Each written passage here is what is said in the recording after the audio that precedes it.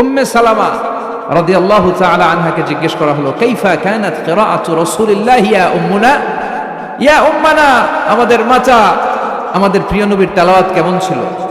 উম্মে সালামা বললেন, কানা রাসূলুল্লাহ ইউকাত্তিউ বাইনা কিরাআতিহি আয়াতান আয়া।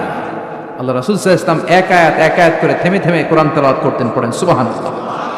এক আয়াত পড়তেন, থামতেন, আবার আরেক আয়াত শুরু করতেন, আবার আরেকটা আয়াত পড়তেন, আবার থামতেন, আরেক আয়াত শুরু করতেন। প্রতিটা অক্ষর, প্রতিটা উচ্চারণ কেটে কেটে দেখা যেত, বোঝা যেত। চিল্লায় পড়েন আল্লাহু আকবার। আর আমাদের তেলাওয়াতের কি অবস্থা? তারাবির নামাজের কি অবস্থা? আমাদের ম্যাটন ঘরের কি অবস্থা? জাপানের বুলেট ট্রেন ফেল, ঠিক কিনা? কোন দিক দিয়ে আযাবের আয়াত যায়, কোন দিক দিয়ে জান্নাতের আয়াত যায়, কোন দিক দিয়ে সূরা ইয়াসিন গেল, কোন দিক দিয়ে আর রহমান গেল, কোথায় সূরা ইউসুফ গেল, কেউই টের পায় না। রুব্বা খারিলিল কুরআন ওয়াল কুরআনু ইয়ালআনুহু। কোরআনের অনেক কারি আছে, তেলাওয়াতকারী আছে, আবৃত্তিকারী আছে, যাদেরকে কোরআন রহমত, মার্সি এন্ড ব্লেসিংস না দিয়ে গজব দেয়, লাআনত দেয়। আল্লাহ ওই ধরনের তেলাওয়াত থেকে তুমি আমাদের বাঁচাও। আমরা আজকে সূরাতুল জুমুআহ থেকে কিছু কথা শুনবো ইনশাআল্লাহ। পড়ে আল্লাহ পবিত্র কোরআনুল কারীমে 114টা চ্যাপ্টার দিয়েছে, আমরা জানি। এর মধ্যে একটা চ্যাপ্টার আল্লাহ দিয়েছে একটা দিনের নাম, শ্রেষ্ঠতম দিন। আমরা এটারে শুক্রবার বলি, আসলে বলা উচিত জুমাবার। কি বার? জুমাবার। সূরাটার নাম হচ্ছে সূরাতুল জুমুআহ। আমার সাথে সাথে বলেন সূরাতুল জুমুআহ। সবাই বলেন সূরাতুল জুমুআহ। অনেকে বলে ফেলে জুমা, জুমা।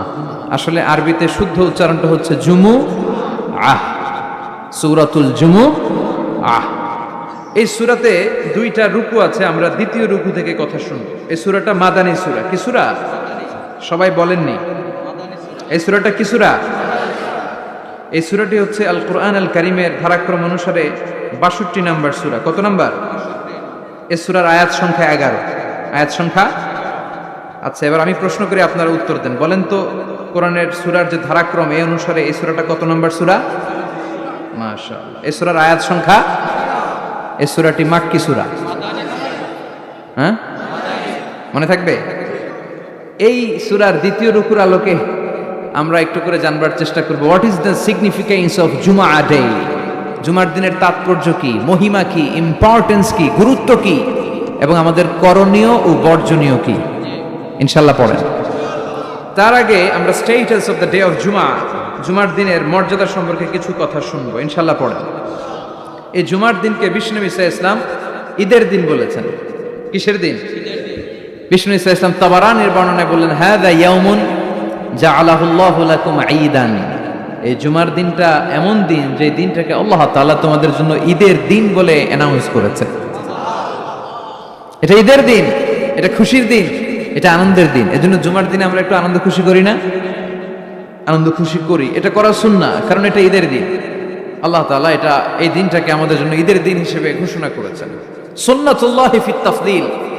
এই পৃথিবীতে আল্লাহর একটা সুন্নাত হচ্ছে, আল্লাহ এক এক জিনিসের উপর এক এক জিনিসকে প্রাধান্য দেন। ফাদ্দালা জামানান আলা জামান, কামা ফাদ্দালা মাকানান আলা মাকান ওয়া ইনসানান আলা ইনসান। বিশ্বনবী ব্যক্তির উপর ব্যক্তিকে প্রাধান্য দেন।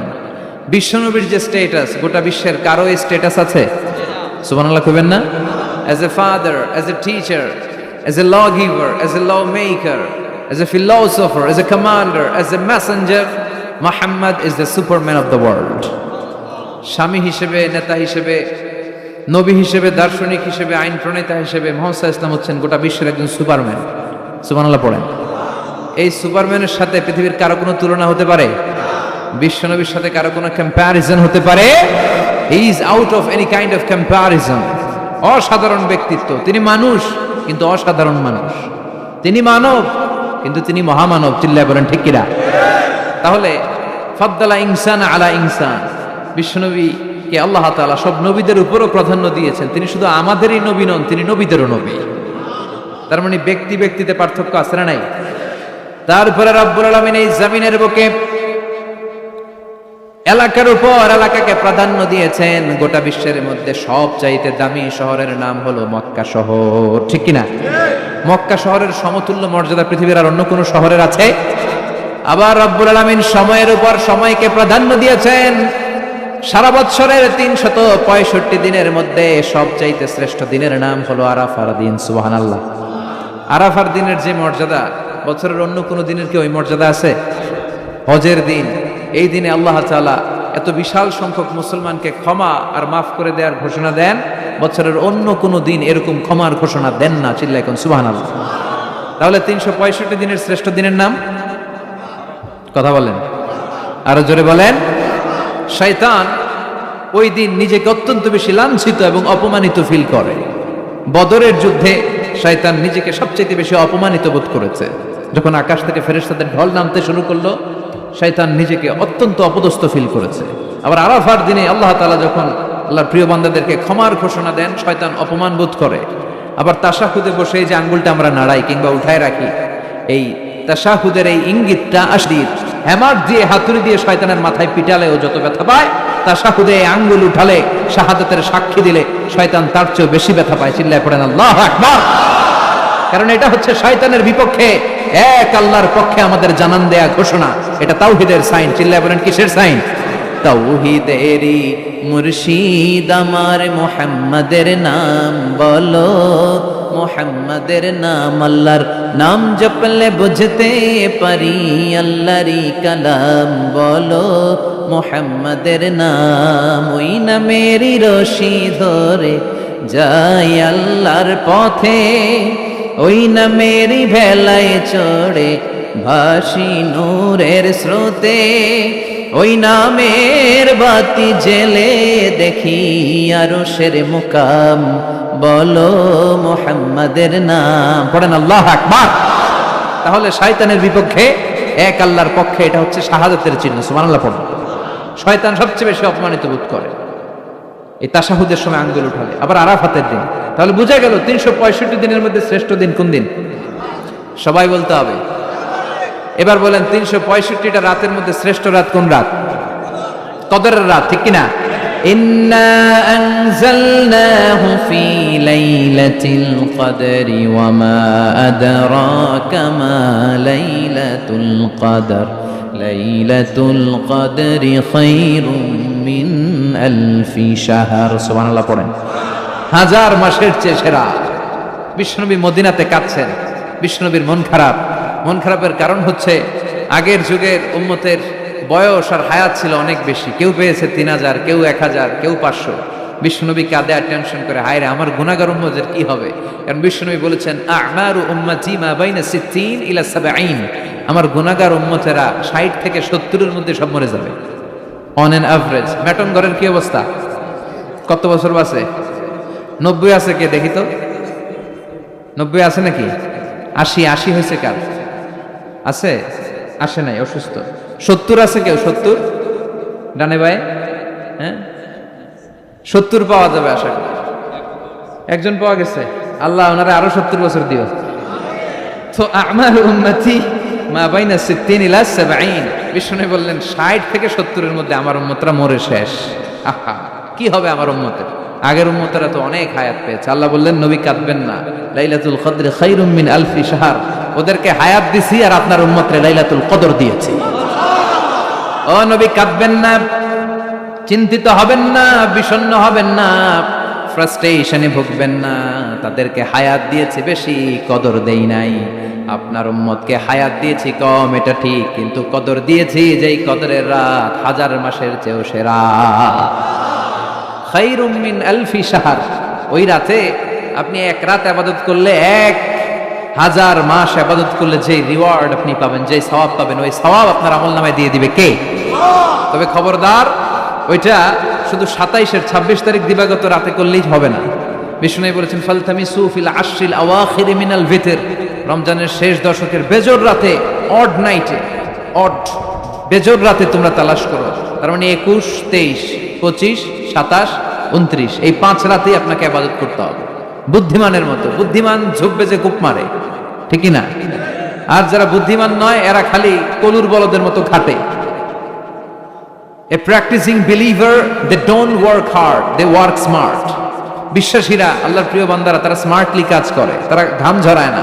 তারা এমন সময় কাজ করে বসে একদিনের কাজে 1000 মাসের সওয়াব হয়ে যায়। এজন্য কদরের রাতে ইবাদতের দরকার আছে না নাই? বিশ্বনবী কদর যখন আসতো এই কদরের রাতে ঘুমাতেন না। ইদা জা আল আশরাল আখার আহিয়াল লাইলা আইকাদা আহলা ওয়া জাদ্দা ওয়া শাদ্দাল মিজহার। বিশ্বনবী কদরের রাতগুলোতে রাতে বেশি ঘুমাতেন না, জেগে থাকতেন, ইবাদত করতেন। ফাতেমা রাদিয়াল্লাহু তাআলা আনহাকে জাগিয়ে দিতেন, স্ত্রীদেরকে জাগাতেন, সন্তানদেরকে জাগাতেন আর বলতেন দাঁড়িয়ে যাও, আল্লাহর সামনে দাঁড়িয়ে দাঁড়িয়ে সিজদায় পড়ে থাকো।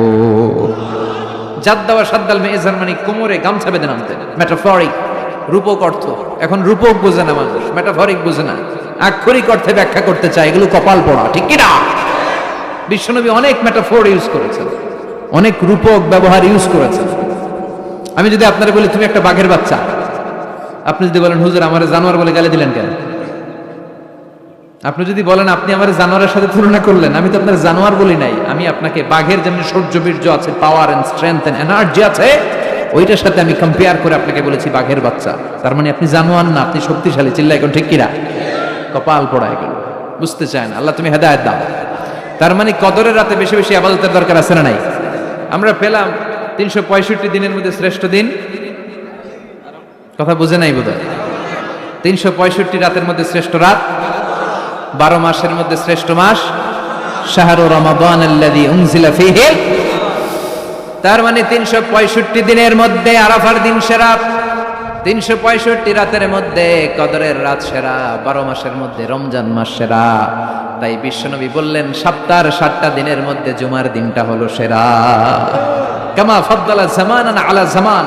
আল্লাহর সুন্নাত হচ্ছে আল্লাহ সময়ের উপর সময়কে প্রাধান্য দেন, দিনের উপর দিনকে প্রাধান্য দেন। সুবহানাল্লাহ পড়েন। তাহলে যেই সূরাটা নিয়ে আমরা বসেছি, সূরাটার নাম সূরাতুল জুমআ। বিশ্বনবী বলেন এটা শ্রেষ্ঠ দিন, সাইয়্যিদুল আইয়াম ফিল উসবু'। সপ্তাহের যে 7টা দিন আছে, এই 7টা দিনের মধ্যে শ্রেষ্ঠ দিন। সুবহানাল্লাহ পড়েন। এর কারণ কি? এতগুলো দিন থাকতে জুমার দিনের এত ফজিলত কেন? কারণ এই দিনে আল্লাহ তাআলা ফীহি খালাকাল্লাহু সাইয়্যিদানা আদম আলাইহিস সালাম, এই দিনে আল্লাহ তাআলা আদম আলাইহিস সালামকে তৈরি করেছেন। ফীহি আহবাতাল্লাহু তাআলা আদম মিনাল জান্নাহ ইলাল আরদ, এই দিনে আল্লাহ তাআলা সাইয়্যিদনা আদমকে জান্নাত থেকে দুনিয়ায় পাঠিয়েছেন। ফীহি তাকাব্বালাল্লাহু তাওবাতা আদম, এই জুমার দিনে আল্লাহ সাইয়্যিদনা আদম আলাইহিস সালামের তওবা কবুল করেছেন। ফীহি কুবিদা রূহু আদম, এই জুমার দিনে আল্লাহ তাআলা সাইয়্যিদনা আদম আলাইহিস সালামের রূহ কবজ করবেন। ওয়ালা তাকুমুস সাআতু ইল্লা ফি ইয়াউমিল জুমআ, আর জুমার দিন ছাড়া কিয়ামত অনুষ্ঠিত হবে। তাহলে জুমার দিনের আলাদা স্পেশালিটি আছে না নাই? আবার বিশ্বনবী জুমার দিনকে লক্ষ্য করে বললেন আল জুমআতু ইলাল জুমআ কাফফারাতুন লিমা বাইনাহুমা, এক জুমা থেকে আরেক জুমার মাঝখানে যে 7টা দিন আছে, জুমার কারণে 7 দিনে যে গুনাহগুলো হয়, গুনাহগুলো জড়িয়ে দেয় কে? রজব শাবানে বরকতে দাও, রমজান মাসে গুনাহ ঝড়াও, সপ্তাহ জুড়ে তুমি বরকতে দাও, জুমার দিনে তে গুনাহ ঝড়াও, রজব শাবানে বরকতে দাও, রমজান মাসে গুনাহ ঝড়াও। পড়েন আমিন। এই জুমার মাধ্যমে বিগত সপ্তাহের গুনাহগুলোকে ঝরিয়ে আপনারা নিষ্পাপ করে দেয় কে? আর রমজানের মাধ্যমে বিগত 1 বছরের গুনাহ মাফ করে দেয় কে? এই জন্য বিশ্বনবী রমাদান আল মুবারাক আসার 2 মাস আগ থেকেই নিজেকে প্রিপেয়ার করতেন, প্রস্তুত করতেন। রজব থেকেই তিনি দোয়া করতেন আল্লাহুম্মা বারিক লানা ফি রজব ওয়া শাবান ওয়া বাল্লিগনা রমাদান। আল্লাহ তুমি রজব শাবানে বরকত দাও, রমজান মাসে আমাদেরকে পৌঁছিয়ে দাও। পড়েন আমিন। এখন যে মাসটা আমরা কাটাচ্ছি কি মাস? এই মাস থেকে বিশ্বনবী নিজেকে প্রিপেয়ার করতেন। আর শাবান মাসে বিশ্বনবী সবচাইতে বেশি নফল রোজা রাখতেন। যারা নফল রোজা রাখতে চান এরা শাবান মাসে রাখবেন। রমাদানের পরে যেই মাসে বিশ্বনবী সাল্লাল্লাহু আলাইহি ওয়াসাল্লাম সবচেয়ে বেশি নফল রোজা রাখতো, ওই মাসটার নাম হচ্ছে শাবান। বেশি বেশি নফল রোজা রাখবেন তো? আল্লাহ তুমি কবুল করো। এই জুমার দিনের মর্যাদাটা আল্লাহ তাআলা সর্বপ্রথম ইহুদিদের দিতে চেয়েছিল। কাদেরকে? কথা বলেন। ওরা এটা নেয় নাই, ওরা নিজেদের জন্য শনিবারকে ওদের অ্যাসেম্বলি ডে বানিয়েছে। ওরা বলেছে না আমরা শনিবারে ইবাদত করব। এই দিনটা আল্লাহ তাআলা নাসারাদেরকে দিতে চেয়েছে, তারাও নেয় নাই। তারা রবিবারকে তাদের ইবাদতের দিন হিসেবে চুজ করেছে। অবশেষে আল্লাহ তাআলা আমাদেরকে এই দিনটা দিতে চাইলেন, আমরা কোনো কথা ছাড়াই গ্রহণ করলাম, আর ধন্য হয়ে গেলাম। ফাগাদান লিল ইয়াহুদ ওয়া বা'দা গাদিন লিন নাসারা, জুমার দিনটা আমাদের দিন, গাদান মানে তার পরের দিন শনিবার হচ্ছে ইহুদিদের জন্য, আর রবিবার হচ্ছে খ্রিস্টানদের জন্য। আর আমাদেরকে জুমার দিন দিয়ে খুশি হয়ে গেলেন কে? আবার বিশ্বনবী বললেন জুমার দিনটা এমন দিন, এই দিনে আল্লাহর পক্ষ থেকে বিশেষ ফেরেশতারা মসজিদের সবগুলো দরজার মধ্যে দাঁড়িয়ে যায় এবং জুমার নামাজের আগ দিয়ে খতিব সাহেব আসার আগ পর্যন্ত লিখতে বসে যায়। কে কে মসজিদে ঢুকে নামগুলো তারা কাউন্ট করে, এন্ট্রি করে। সর্বপ্রথম জুমার সালাত আদায়ের জন্য যে মসজিদে ঢুকে আল্লাহর রাস্তায় উট কুরবানি করলে যেই সওয়াব, ওই ব্যক্তির আমলনামায় আল্লাহ ওই সওয়াব দান করে দেয়। সর্বপ্রথম জুমার দিন যে মসজিদে ঢুকে ফালাহুল বুদনা, তার জন্য থাকে একটা উট কুরবানির সওয়াব। ওনার পরে যে ঢুকবে ফালাহু বাকারা, তার জন্য গরু কুরবানির সওয়াব। 3 নম্বরে যে ঢুকবে ফালাহুল কাবসা, তার জন্য ছাগল কুরবানির সওয়াব। 4 নম্বরে যে ঢুকবে তার জন্য ফালাহু আদ-দাজাজ, মুরগি কুরবানির সওয়াব। 5 নম্বরে যে ঢুকবে তার জন্য আল বাইদা, ডিম কুরবানির সওয়াব। সুবহানাল্লাহ পড়েন। এরপরে ইমাম সাহেব যখন খুতবা দেওয়ার জন্য চলে আসে, ফেরেশতারাও বসে যায়, খুতবা শুনতে শুরু করে। সুবহানাল্লাহ পড়েন। তাহলে এই জুমার দিনের আলাদা সিগনিফিকেন্স আল্লাহর কাছে আছে না নাই? বেশি না কম? আলহামদুলিল্লাহ যে এই দিনটাকে আমরা ছুটির দিন হিসেবে পেয়েছি। 1984 সালে তৎকালীন প্রেসিডেন্ট হুসাইন মোহাম্মদ এরশাদ সাহেবের নাম শুনছেন? হ্যাঁ, উনি এটাকে রাষ্ট্রীয়ভাবে জুমার দিন হিসেবে ঘোষণা করেছিলেন। ওনার কল্যাণে আমরা এই দিনটাকে স্টিল নাও, এখনো পর্যন্ত এটাকে আমরা ছুটির দিন হিসেবে পেয়েছি। উনি ইসলামের জন্য অনেক কাজ করছেন, আবার স্বৈরাচারীও করছেন। তো ভালো খারাপ নিয়েই মানুষ, ঠিক কিনা? খারাপটার আমরা না বলি। আল্লাহ তোমার এই বান্দার এই ভালো কাজটাকে তুমি কবুল করো। পৃথিবীর অনেক মুসলিম দেশেও এই শুক্রবারকে, এই জুমাবারকে তারা ছুটির দিন রাখতে পারে না। ইভেন মালয়েশিয়া, ইসলামের জন্য তারা অনেক কাজ করে, কিন্তু তাদের সাপ্তাহিক ছুটির দিন হচ্ছে রবিবার। সানডেতে তারা উইকেন্ড পালন করে। এর কারণ অনেক খ্রিস্টান দেশের সাথে ওদের ফিনান্সিয়াল অ্যান্ড কমার্শিয়াল ট্রানজ্যাকশন হয়। তো শুক্রবারে যদি এই কাজ করে, জুমার দিনে যদি এই কাজ করে, আর রবিবারে যদি তারা করতে না পারে, তাহলে একদিন তারা পিছিয়ে যায়। এই ফিনান্সিয়াল ট্রানজ্যাকশনকে ঠিক রাখার জন্য রবিবারে মালয়েশিয়াতে ছুটির দিন হিসেবে ঘোষণা দিয়েছে। কিন্তু বাংলাদেশে সাপ্তাহিক ছুটির দিন কোনটা? খুশি না বেজার? চিল্লায় পড়ে আলহামদুলিল্লাহ। এজন্য রব্বুল আলামিন বলেন, ইয়া আইয়ুহাল্লাযীনা আমানু ইযা নুদিয়া লিস-সালাতি মিন ইয়াউমিল জুমআতি ফাসআউ ইলা যিকরিল্লাহি ওয়া যারুল বাই', যালিকুম খায়রুল লাকুম ইন কুনতুম তা'লামুন। সুবহানাল্লাহ পড়েন। আল্লাহ ডেকে বলে, গোলাম ও আমার ইমানদার বান্দারা, আমার বিশ্বাসী বান্দারা, জুমার সালাতের জন্য যখন আজান দিয়ে দেয়া হয়, ফাসআউ ইলা যিকরিল্লাহ, আল্লাহর স্মরণের দিকে তোমরা ধাবিত হও। ওয়াযারুল বাই', কেনাবেচা বন্ধ করে দাও। যালিকুম খায়রুল লাকুম ইন কুনতুম তা'লামুন, এটাই তোমাদের জন্য কল্যাণকর যদি তোমরা জানতে। সুবহানাল্লাহ পড়েন। ও বিশ্বাসীরা, কারা? মানে আমরা, আমাদেরকে অ্যাড্রেস করে কথা বলছেন, ভাল লাগে না? আল্লাহ যখন আমাদেরকে ডাক দেয়, ভাল লাগে আপনাদের? আল্লাহ আমাদেরকে ডেকে বললেন, গোলাম জুমার সালাতের যখন আজান হয় তখন তোমরা আল্লাহর জিকিরের দিকে ধাবিত হও। এই আজান দ্বারা উদ্দেশ্য হচ্ছে খুতবা দেওয়ার আগে যে আজানটা দেয়া হয়, বুঝতে পেরেছেন? খুতবা দেওয়ার আগে একটা আজান দেয়া হয় না? দুর্ভাগ্যবশত এই দেশে ওই আজানটা খুব আস্তে আস্তে দেয়। ইমাম সাহেবের মুখের সামনে এসে ছোট্ট ছোট্ট করে দেয়, যাতে কেউ শুনতে না পারে। দেয় না এরকম? কিন্তু গোটা বিশ্বে রফিক ভাই এই আজানটাও মাইকে দেয়, এই আজানটাও মাইকে দেয়। আপনাদের এই চান্দোলাতে এবার আমি জুমা পড়ালাম না, দেখলাম এইখানেও আমার সামনে, আমার কানের সামনে এসে এসে আমারে শোনাইতেছে। তাই বললাম এটা মাইকে দেন, জোরে দেন। বলা হচ্ছে যেন আশেপাশে ডিস্টার্ব হবে। কিন্তু সুন্নাহ হচ্ছে আজান মানে অ্যানাউন্সমেন্ট। আযান বিমা'না আল ই'লান, অ্যানাউন্সমেন্ট, ঘোষণা। তো ঘোষণা আসতে দিলে হবে? কথা বলেন। এটাও জোরে দেয়া সুন্নাহ, এটাও আওয়াজ করে দেয়া সুন্নাহ। কি কারণে এদেশে দেয়? আল্লাহু আ'লাম, আল্লাহু আ'লাম। গোটা বিশ্বে আপনি দেখবেন, আপনারা যারা হজ উমরায় গিয়েছেন দেখবেন এই আজানটাও মাইকে দেয়, জোরে দেয়, যাতে লোকজন তাড়াতাড়ি চলে আসে। মূলত এই আজানটা এই জুমার আজান। এর 1 ঘন্টা আগে আমরা বাংলাদেশে যেটা দেই, এটা আল্লাহ রাসূল সাল্লাল্লাহু আলাইহি ওয়াসাল্লামের জামানায় ছিল না। এটা সাইয়েদনা আবু বকরের জামানায় ছিল না, ওমরে ফারুকের জামানায় ছিল না। এটা শুরু হয়েছে সাইয়েদনা উসমান যুন্নুরাইনের জামানা থেকে। তখন মুসলিম ওয়ার্ল্ড খুব বেশি এক্সপান্ড করতে শুরু করলো, বাড়তে শুরু করলো। মুসলমানদের সংখ্যা অনেক বেড়ে গেল, মসজিদে গিজ গিজ করে লোকজন জায়গা হয় না। তো তখন মানুষ যেন জুমার সালাতের এই বরকত, এই মার্সি ব্লেসিংস থেকে বঞ্চিত না হয়ে যায়, মানুষকে আগ থেকে সতর্ক করার জন্য মদিনায় একটা বাজার আছে সুক জাওরা। এই সুকে জাওরার এখানে উনি এই নতুন একটা আজানের প্রচলন করলেন। আলহামদুলিল্লাহ পড়েন। এটাও সুন্নাত, এটা সুন্নাতে উসমান। বিশ্বনবী বলেছেন আলাইকুম বিসুন্নতি ওয়া সুন্নাতিল খুলাফাইর রাশিদিন আল মাহদিয়িন আবদু আলাইহা বিন নওয়াজিস। তোমাদের উচিত আমি বিশ্বনবীর সুন্নাতকে যেমনি আঁকড়ে ধরা, আমার চার খলিফার সুন্নাতকেও তেমনি মারির দাঁত দিয়ে আঁকড়ে ধরা। চিল্লায় এখন ঠিক কিনা? এজন্য বিশ্বনবীর সুন্নাহ মানা যেমনি আবশ্যক, চার খলিফা যে সুন্নাহ দিয়েছেন ওইটাও মানার দরকার আছে রাডাই। এই জন্য আমরা এই আজানটাকে দেই। কিন্তু এখানে নুদি আলী সালাতি মিন ইয়াউমিল জুমআ দ্বারা যে আজানের কথা বলা হয়েছে এটা প্রথম আজান নয়, এটা হচ্ছে খুতবা দেওয়ার আগে যে আজান, ওই আজান।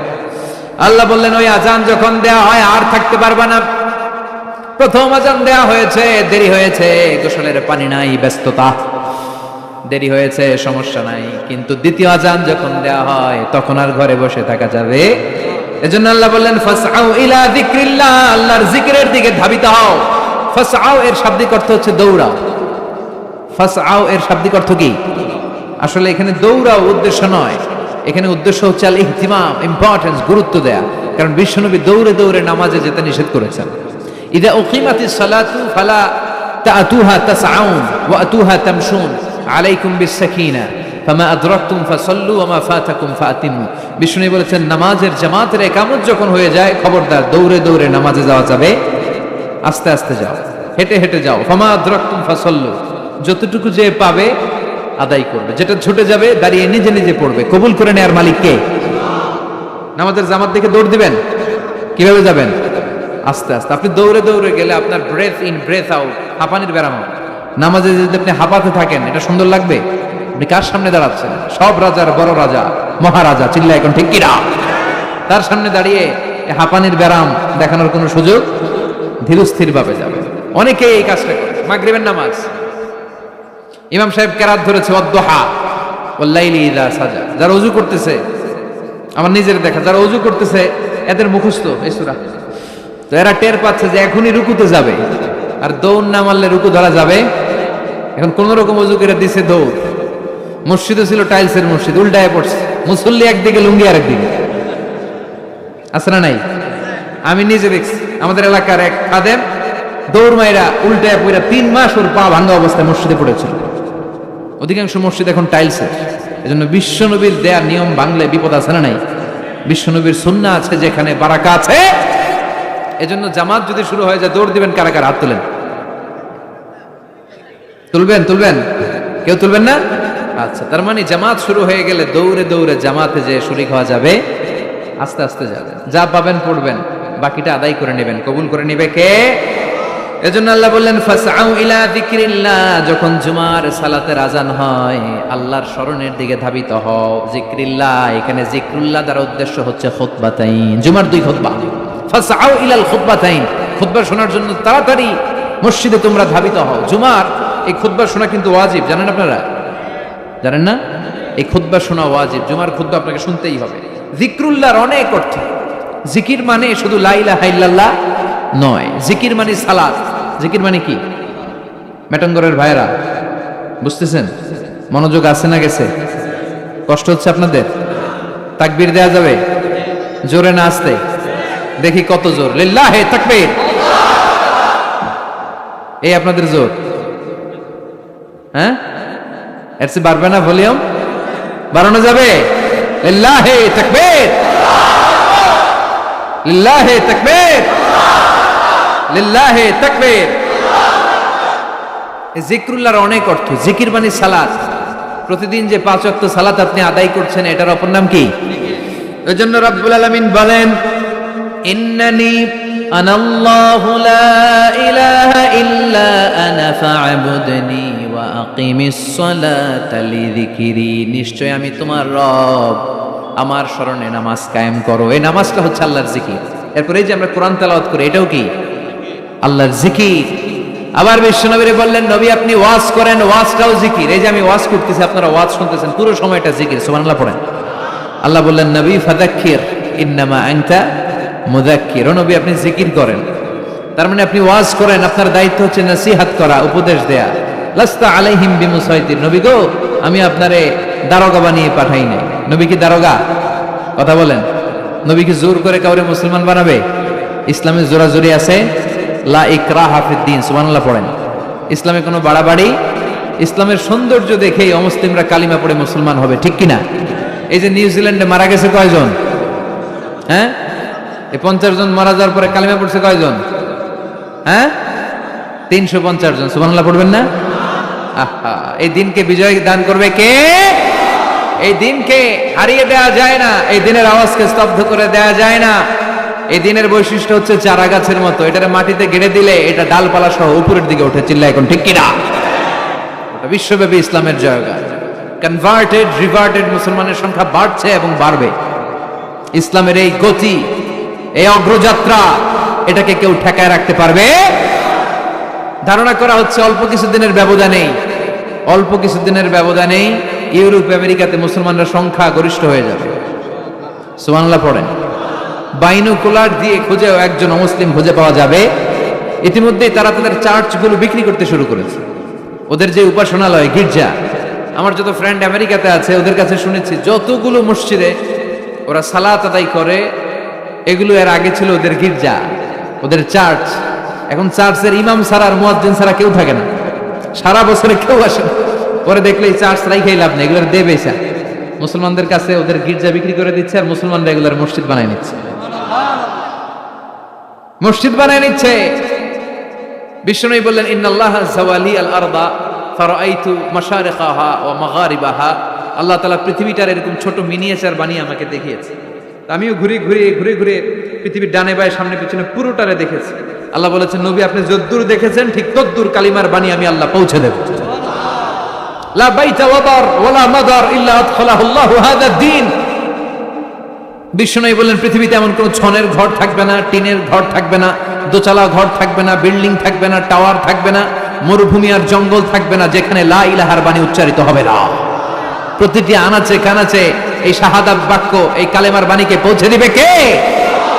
এজন্য we are proud of as a Muslim. আমরা ইসলাম ধর্ম গ্রহণ করার কারণে অহংকার বোধ করি, গর্ববোধ করি, আল্লাহ শুকরিয়া করি, ঠিক কিনা? সাইয়েদনা ওমর ফারুক বলতেন, নাহনু কওমুন আ'আজ্জানাল্লাহু বিল ইসলাম।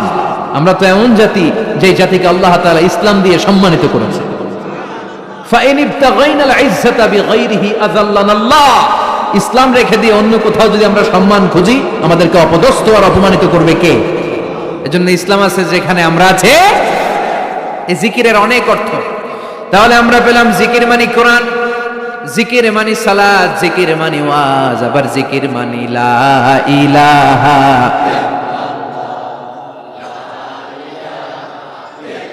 সুবহানাল্লাহ, আলহামদুলিল্লাহ, লা ইলাহা, সুবহানাল্লাহ, লা ইলাহা ইল্লাল্লাহ, মুহাম্মাদুর রাসূলুল্লাহ সাল্লাল্লাহু আলাইহি ওয়াসাল্লাম। তার মানে জিকির মানে সালাত, জিকির মানে কোরআন, জিকির মানে ওয়াজ, আবার জিকির মানে লা ইলাহা।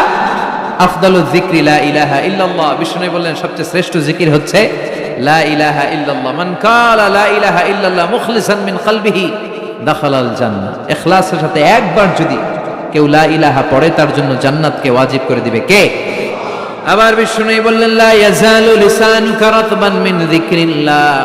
আল্লাহর জিকির থেকে কখনোই যেন তোমরা খালি হয়ে না যাও, সবটা সময় আল্লাহর জিকির দিয়ে জিহ্বাটারে ভিজিয়ে রাখবা।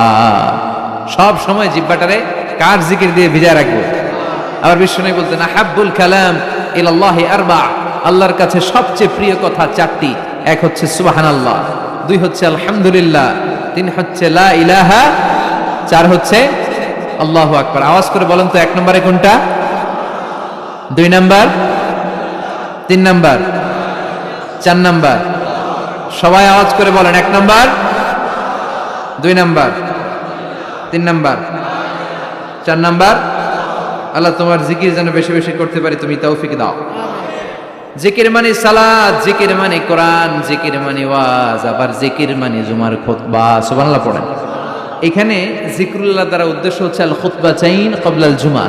জুমার আগে যে দুই খুতবা আছে, এই দুই খুতবাকে জিকরুল্লাহ বলে নামকরণ করেছে কে?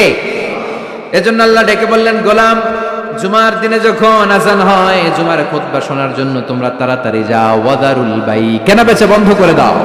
Shut down the supermarket, close the super মল। দোকানের শাটার নামিয়ে দাও, ব্যবসা প্রতিষ্ঠান বন্ধ করে দাও। স্কুল কলেজ আদালত সব ক্লোজ করে দাও, ক্যাশ বক্সে তালা ঝুলিয়ে দাও। আদেশটা কার? জুমা চলাকালীন সময়ে, খুতবার সময় কোন দোকানপাট খোলা থাকতে পারবে? চিল্লায় বলেন পারবে? আল্লাহ বললেন দেখা যায় অল্প সময় ব্যবসা নাই, এই অল্প সময়ের জন্য তোমার সাময়িক কিছু প্রফিট নাই, কিন্তু আসল প্রফিট করিয়ে দেওয়ার মালিক কে?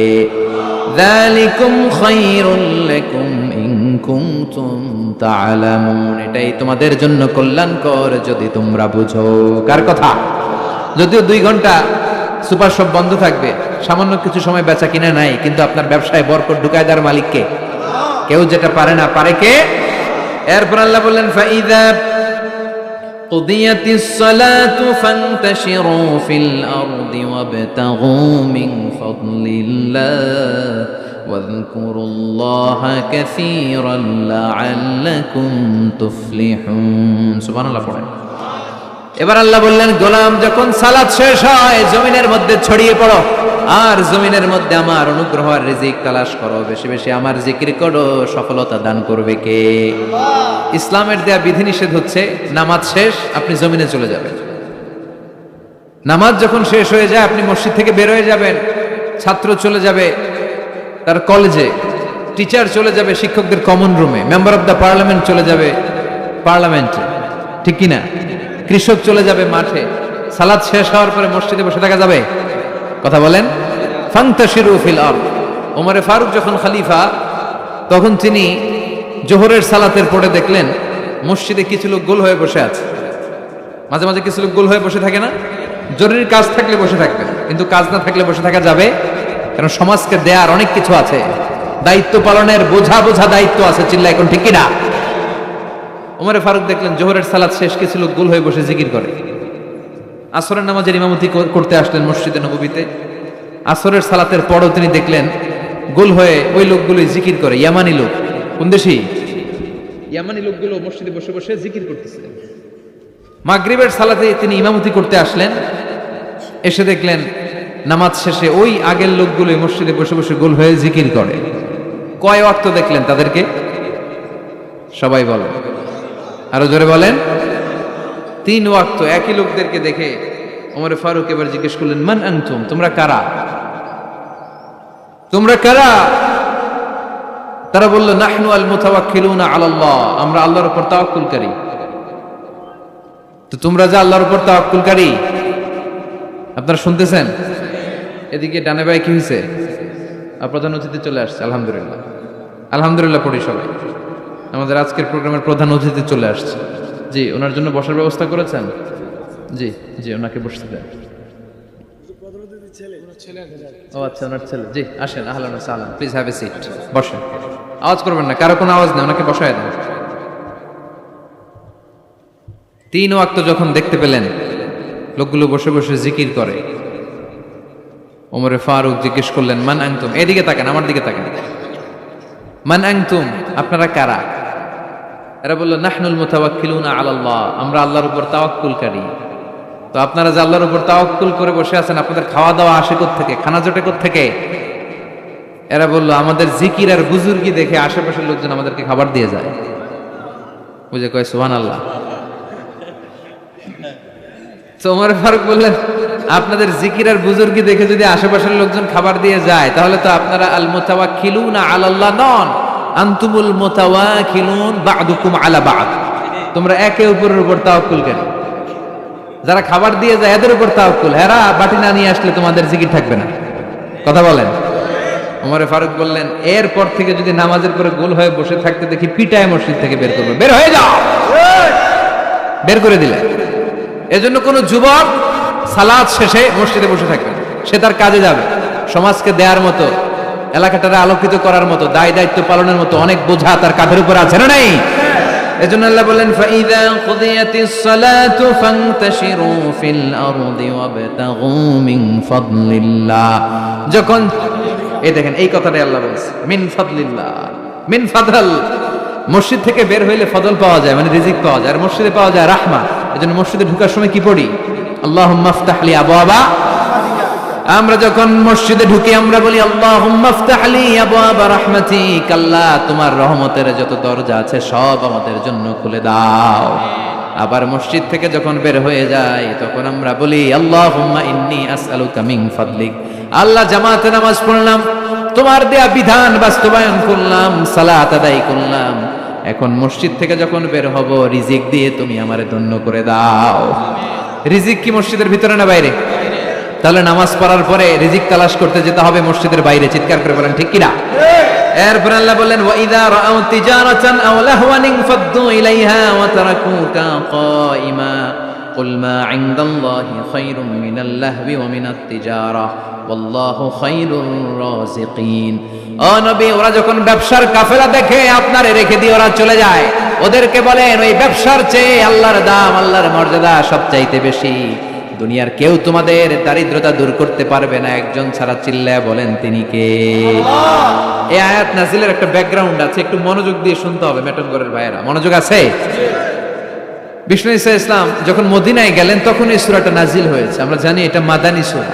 মদিনায় তখন দুর্ভিক্ষ, ঘরে খাবার নাই, মানুষের পেটে দানা পানি নাই, ওটের উলানে দুধ নাই, বাজারে জিনিসপত্রের চড়া দাম।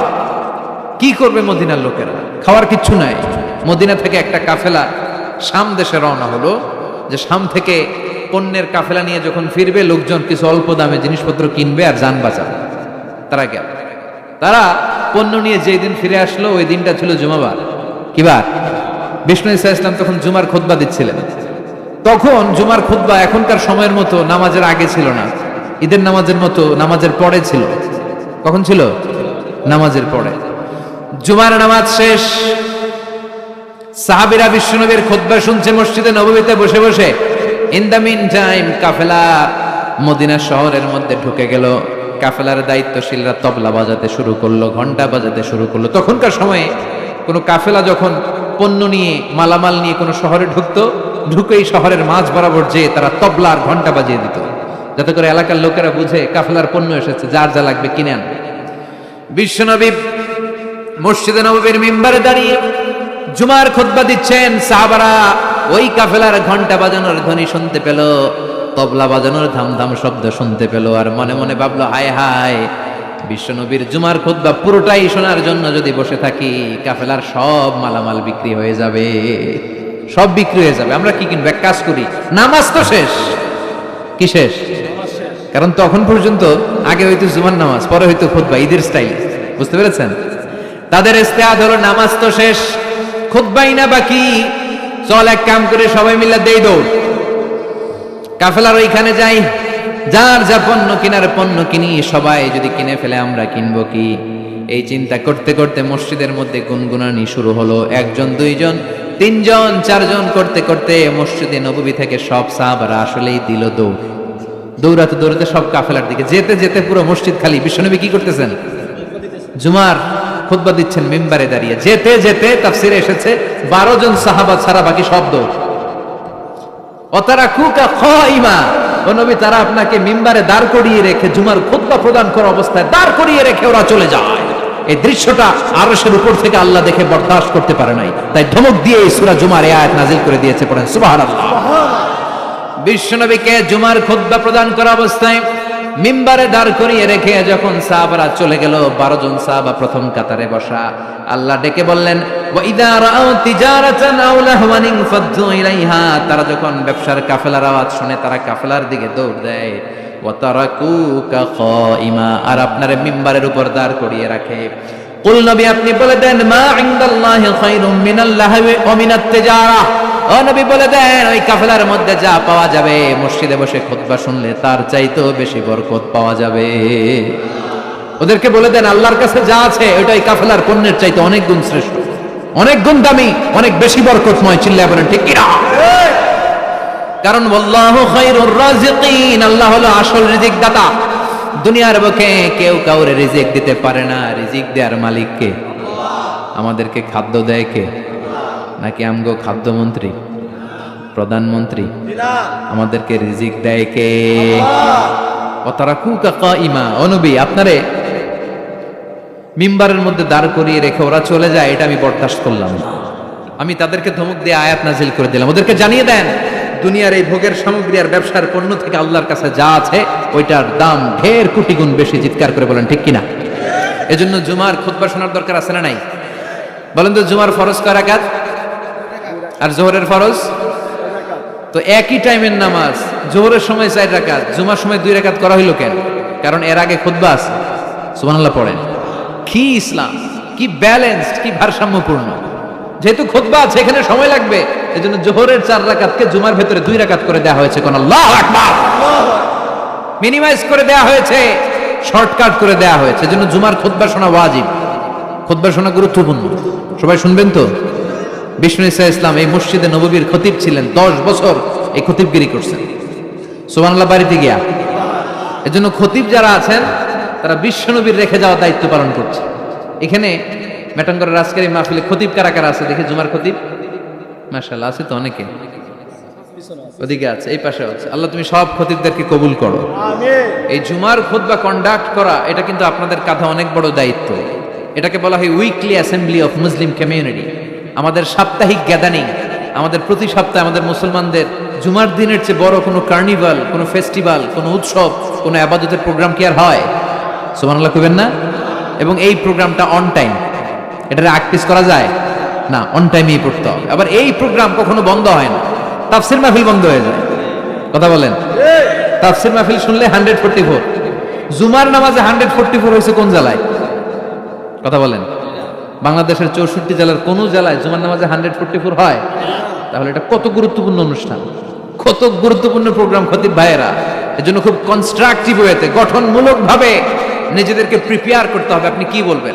খতিবের দায়িত্ব হচ্ছে ওই 7 দিনে, গত 7 দিনে সমাজে কি কি অসঙ্গতি ঘটেছে, ইনকনসিস্টেন্সি, এগুলো কোরআন সুন্নাহর আলোকে শ্রোতাদের কাছে তুলে ধরা। কি কি সমস্যা, ক্রাইসিস যাচ্ছে মুসলমানদের, আমার এলাকায়, আমার সমাজে কি কি সমস্যার ক্রাইসিস তৈরি হয়েছে, কোরআন সুন্নাহর আলোকে এগুলোর সলিউশন দিয়ে আসা। বিশ্বনবী এটাই করতেন, এটাই করতেন। এজন্য জুমার প্ল্যাটফর্মটা অনেক গুরুত্বপূর্ণ। আমাদেরকে তাফসীর মাহফিল ধরে রাখতে হয়। কি করতে হয়? আমাদেরকে বলে হুজুর আপনার কিন্তু কাঁপাইতে হবে, আবার বলে আপনার জমাইতে হবে, আবার বলে আপনার ধরে রাখতে হবে। কি করতে হবে? কিন্তু জুমার নামাজ আলহামদুলিল্লাহ ধরে টরে রাখা লাগে না, কারণ খুতবার পরে নামাজ আছে না নাই? বসেই থাকে। এই জুমার খুতবাটা এত গুরুত্বপূর্ণ এই কারণে জুমার নামাজে আওয়ামী লীগ আসে, আসে না? আওয়ামী লীগরা মনে যায় না জুমাতে আসে, বিএনপি আসে, আসে না? তারপরে জাতীয় পার্টি আসে, তারপরে জামাত ইসলাম আসে, তাবলীগের ভাইরা আসে, পীর সাহেবের মুরিদরা আসে। হ্যাঁ, যত দল মত বাংলাদেশে হতে পারে সব দল মতের লোকেরা জুমার দিনে মসজিদের ভেতরে হাজির আছে না নাই? এজন্য এটা অনেক গুরুত্বপূর্ণ। বিশ্বনবী নিজে মসজিদে নববীতে কাউকে এই দায়িত্বটা দেয় নাই, নিজে মিম্বারে দাঁড়িয়ে দাঁড়িয়ে 10টি বছর খুতবা প্রদান করেছেন। সুবহানাল্লাহ পড়েন। বিশ্বনবী মসজিদে নববীর মিম্বারে দাঁড়িয়ে খুতবা দিচ্ছেন, হঠাৎ বিশ্বনবীর কলিজার টুকরা, বিশ্বনবীর সুগন্ধি হাসান আর হুসাইন রাদিয়াল্লাহু তাআলা আনহুমা ঘর থেকে বের হয়ে সাহাবাদের কাতারের সামনে দিয়ে দৌড়াদৌড়ি শুরু করে দিয়েছে। আমরা অনেক সময় বাচ্চাদেরকে দৌড়াদৌড়ি করতে দেখলে রেগে যাই। ম্যাটং ঘরে আলহামদুলিল্লাহ এই ঝামেলা নাই। আপনাদেরও এই সমস্যা? এগুলো করবেন না। বাচ্চাদেরকে মসজিদে আসতে দিবেন, ওরা একটু লাফালাফি দুষ্টামি চিল্লাচিল্লি করবে, আর ওরা চিল্লাচিল্লি করলেই ভাল লাগে, ঠিক কিনা?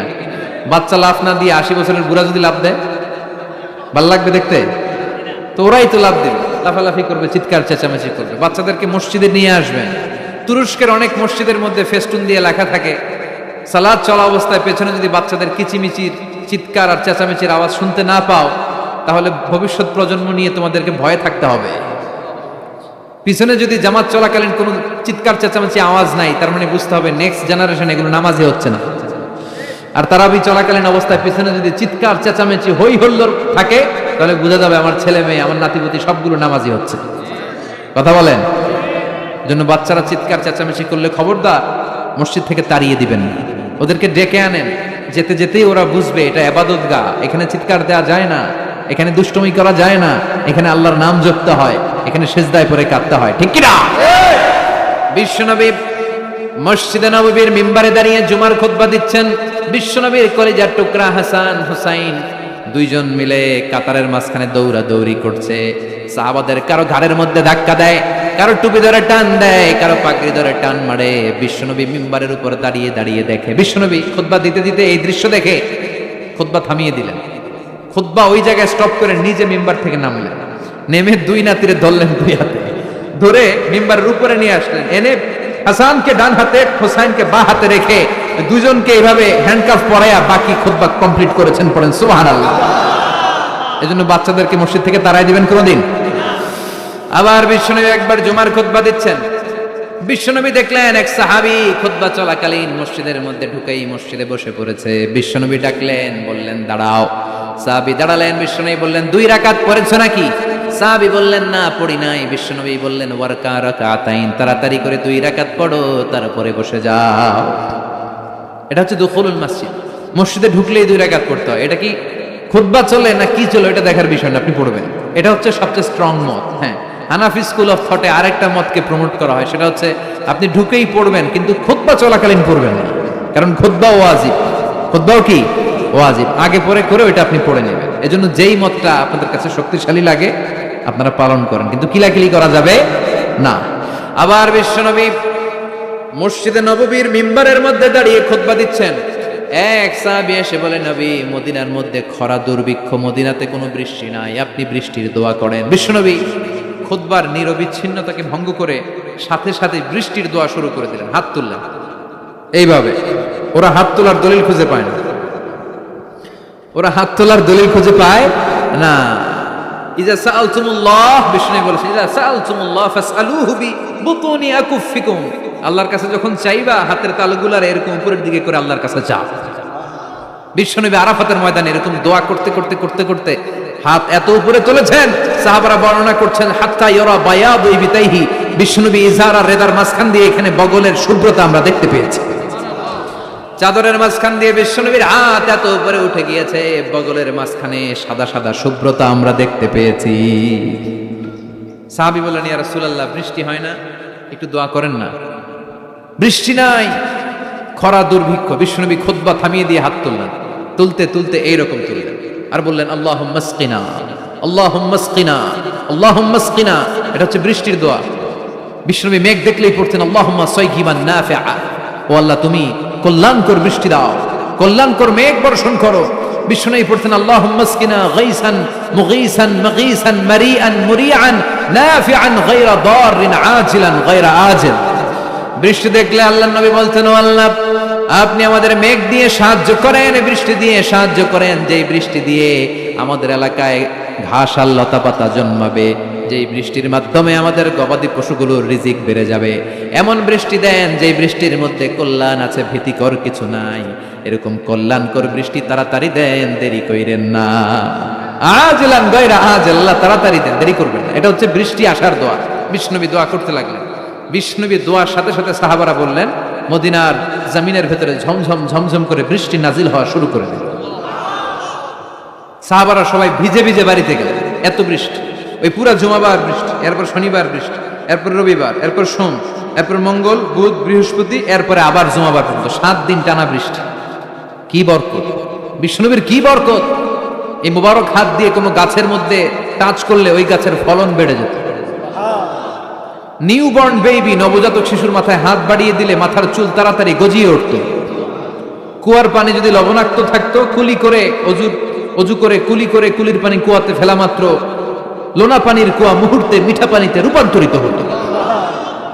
এক দোয়ার বরকতে টানা 7 দিন বৃষ্টি। এরপরের দিন আবার মিম্বারে উঠে তিনি খুতবা দিচ্ছেন। ওই সাহাবী এসে আবার হাজির, যে সাহাবী গত সপ্তাহে বৃষ্টির জন্য দোয়া করতে বলেছিল।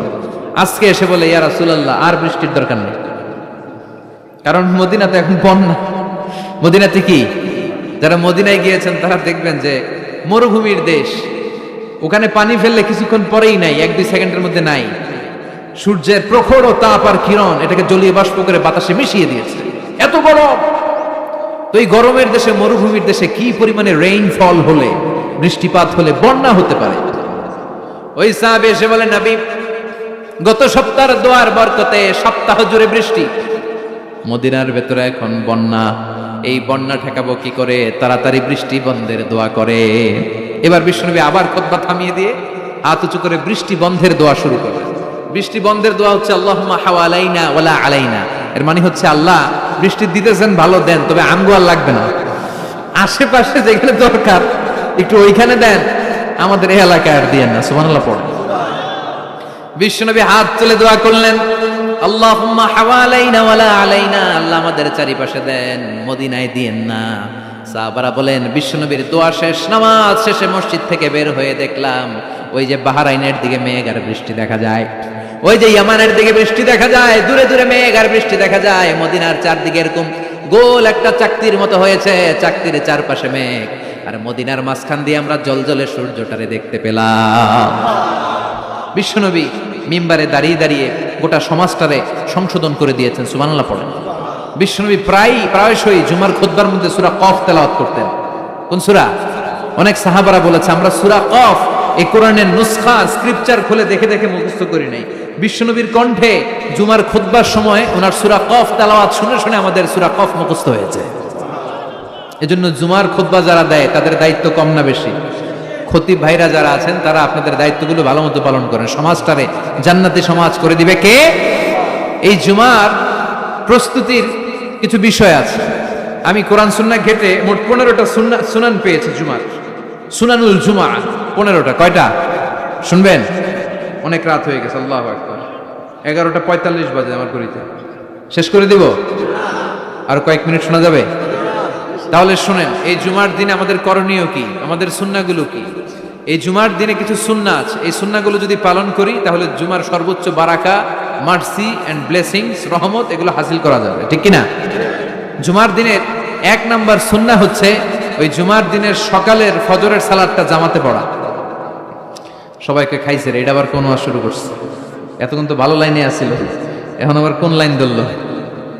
আফদালুস সালাহ ইনদাল্লাহি সালাতুস সুবহি ইয়াউমাল জুমআতি ফি জামাআ, আল্লাহর কাছে সবচেয়ে প্রিয় নামাজ জুমার দিনের ফজরের নামাজটা জামাতের সাথে আদায় করা। সুবহানাল্লাহ পড়েন। মুনাফিকের কাছে 2 ওয়াক্ত সালাত সবচেয়ে কঠিন, একটা ফজরের সালাত আর একটা এশার সালাত।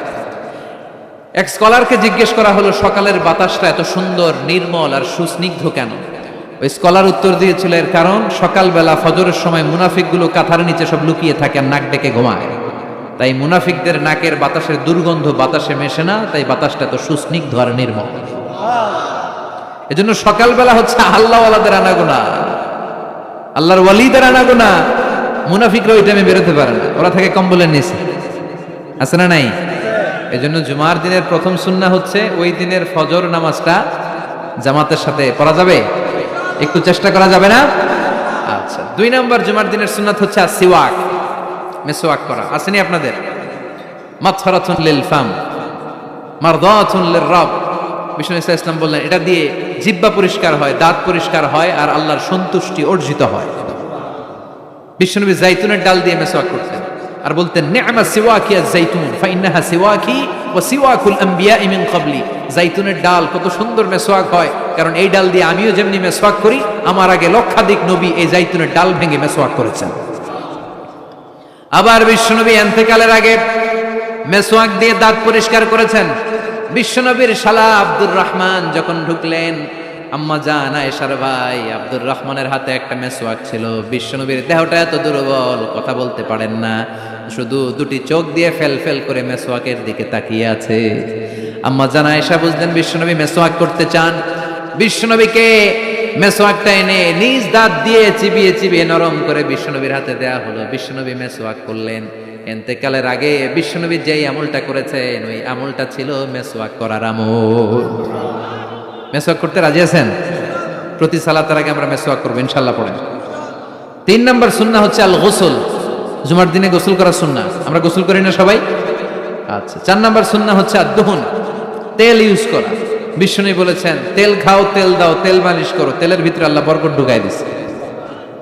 ওয়াদ-দাহিনু ফাইন্নাহা ওয়াদ-দাহিনু ওয়াজ-যাইত ফাইন্নাহা মিন শাজারাতিন মুবারাকা।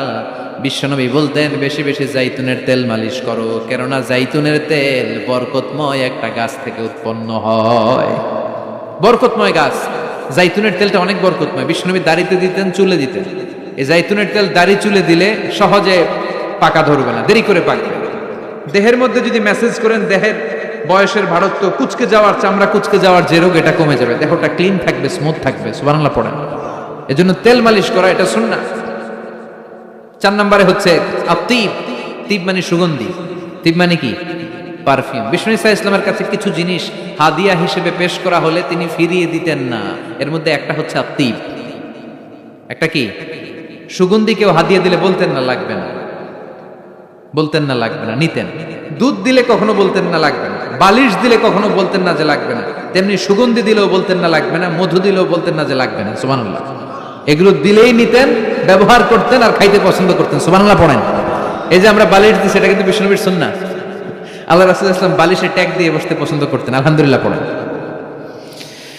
তার মানে সুগন্ধি ব্যবহার করা সুন্নাহ। আবার বিশ্বনবী বলতেন আরবাউন মিন সুনানিল মুরসালিন, চারটা আছে সব নবীদের সুন্নাত। এর মধ্যে একটা হলো আল হায়া, লজ্জাশীলতা, লাজুকতা। সব নবীরা লাজুক ছিলেন। 2 নম্বরে আত্মীব, সুগন্ধি ব্যবহার করা। 3 নম্বরে সেওয়াক, মেসওয়াক ব্যবহার করা। 4 নম্বরে নিকাহ, বিয়ে করা। সুবহানাল্লাহ পড়েন।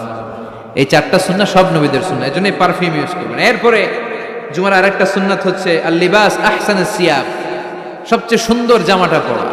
কারণ আল্লাহ নিজে সুন্দর, ইন্নাল্লাহা জামিল ওয়া ইউহিব্বুল জামাল। আল্লাহ নিজে সুন্দর, তাই সব সৌন্দর্যকে আল্লাহ পছন্দ করেন, ঠিক কিনা? এই মহাবিশ্বের সবচেয়ে সুন্দর কে? দুনিয়া সুন্দর, মানুষ সুন্দর, আসমান সুন্দর, জমিন সুন্দর, সুন্দরে সুন্দরে পাল্লা।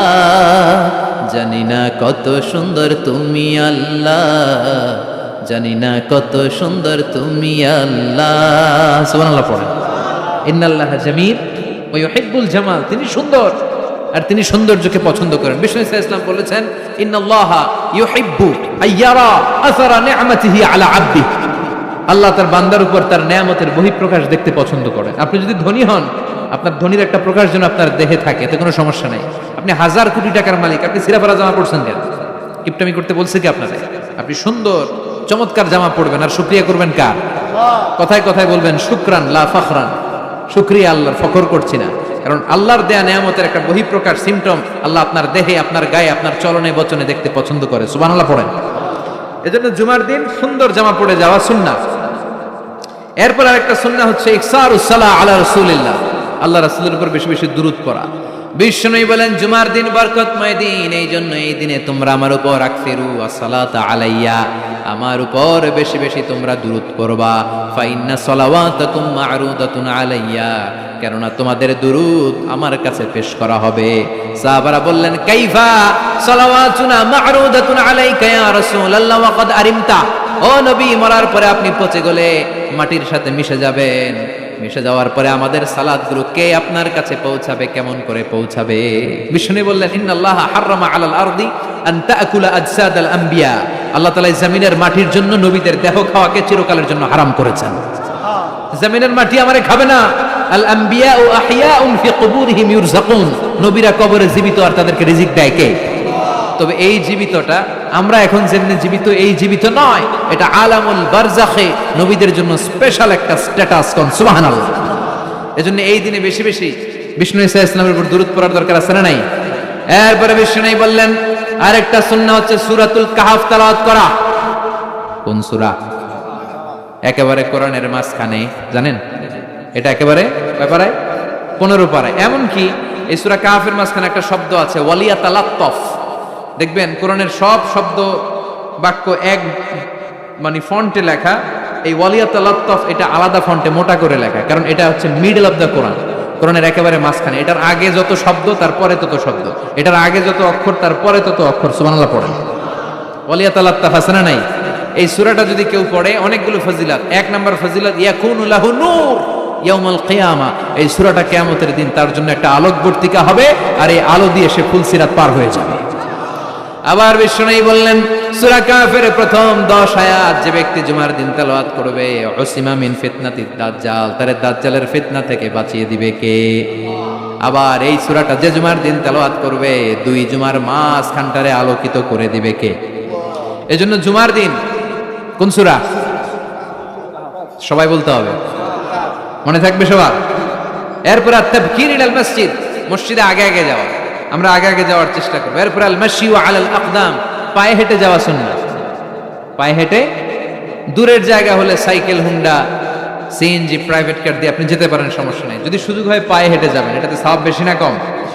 এরপরে আদম তাখাত্তি রিকাবান নাস, মানুষের ঘাড় ডিঙ্গিয়ে যাওয়াকে বিশ্বনবী নিষেধ করেছেন। অনেকে আসে দেরিতে যেতে চায়, আগে আসে না নাই?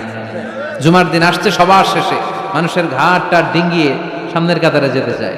এই মসজিদটা সবার, এখানে কাউকে কষ্ট দিয়ে ধাক্কা মেরে নিজের সামনে যাওয়া যাবে।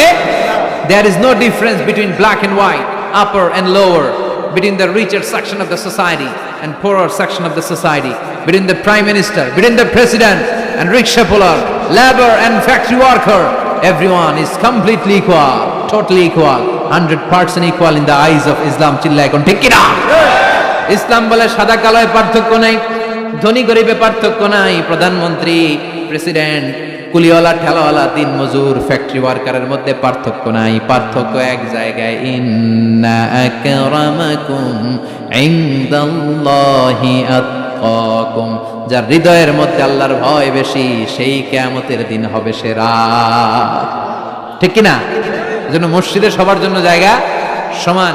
আপনি কাউকে ডিঙ্গিয়ে ধাক্কা মেরে সামনে যেতে চাইবেন না। বিশ্বনবী জুমার খুতবা দিচ্ছেন, শুনতেছেন? জুমার খুতবা দিচ্ছেন, তিনি দেখলেন পেছন থেকে একজন সব সাহাবীদেরকে ঘাট ডিঙ্গিয়ে আসতেছেন। বিশ্বনবী বলেন, এজলিস, বসো মিয়া, ফাকাদ আদাইতা ওয়া আনাইত, আসছো দেরি করে আবার সবার কষ্ট দিচ্ছ, আসছো দেরি করে আর কষ্ট দিচ্ছ সবাইকে। এজলিস, যেখানেই জায়গা পেয়েছো ওখানেই বসে যাও।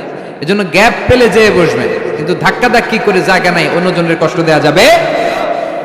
এরপরে দুখুলুল মসজিদে রাকাতাইন, মসজিদে যখন প্রথমে ঢুকবেন তখনই 2 রাকাত পড়বেন। কয় রাকাত?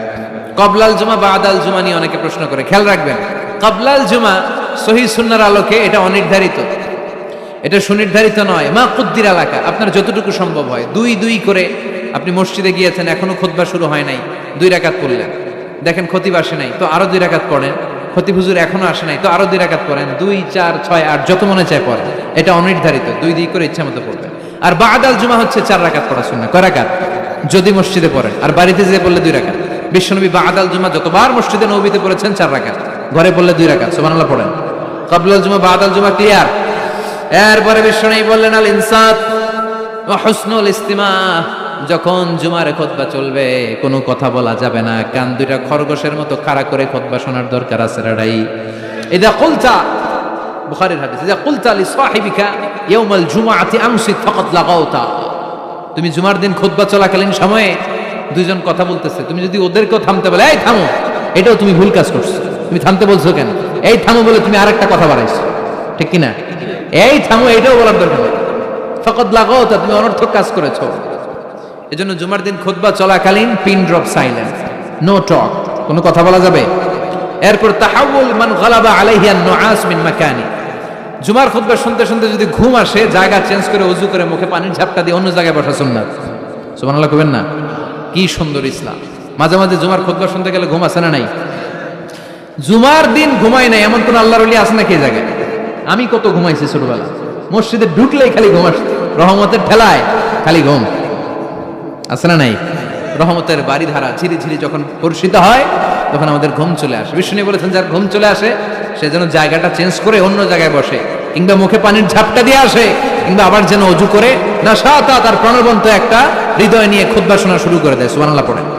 আবার বিষ্ণু বলেছেন, নামাজ পড়ার সময় কারো যদি ঘুম আসে সে যেন ঘুমিয়ে নেয়। নামাজ পড়ছেন আবার ঘুমাচ্ছেন, বিষ্ণু বলেন নামাজ চলাকালীন ঘুম আসলে নামাজ পড়বেন, আগে ঘুমাবে। কারণ সে যদি ঘুমের ঝিমুনির মধ্যে থাকে, আল্লাহর প্রশংসা করার পরিবর্তে সে আল্লাহর গালি দিয়ে বসবে। করতেছে প্রশংসা, চাইবে, কিন্তু মুখ দিয়ে চলে আসবে কি? গালি। মানুষের চাহিদা, ডিমান্ড, হিউম্যান ডিমান্ডকে আল্লাহ কত গুরুত্ব দিয়েছে। আবার বিষ্ণু বললেন, ইদা জাআল আইশা ওয়াল আশা মান কদ্দিমুল আশা ক্বাবলা আল ইশা, এশা আশা দুইটা যদি একসাথে চলে আসে, এশার আগে আশা খায়া ফেলাও। এশা মানে রাতের শেষ নামাজ, মানে এশার নামাজ। এশা মানে কি নামাজ? রাতের নামাজ। আর আশা মানে রাতের খাবার, সাপার অথবা ডিনার। রাতের খাবারকে আরবিতে কি বলে? আশা। আর এশার নামাজের আরবিতে কি বলে? এশা। তো বিষ্ণু বললেন, এশা আর আশা দুইটা যদি একসাথে আসে, আগে আশা খাইয়া লও, পরে এশা বইরো। কারণ আশা থুইয়া মানে বিরিয়ানির প্যাকেট থেকে যদি নামাজে দাঁড়াও, মন চলে যাবে ওইখানে, কি রে আমি কি ঠ্যাং